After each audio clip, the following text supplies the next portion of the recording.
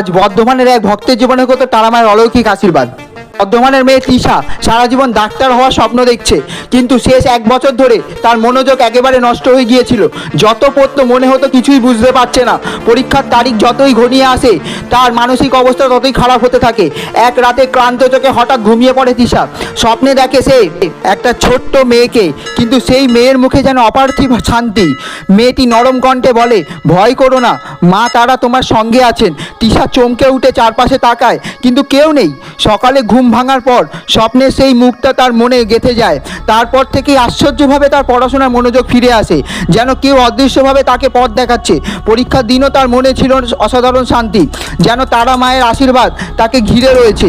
ফল বেরোনো দিন কয়েক পরেই তৃষা অবাক হয়ে দেখে সে সরকারি মেডিকেল কলেজে ভর্তি হওয়ার যোগ্যতা পেয়েছে। জানলা দিয়ে আকাশের দিকে তাকিয়ে আসতে বলে, ধন্যবাদ মা তারা, তোমার আশীর্বাদের আজ আমার স্বপ্ন সত্যি হলো।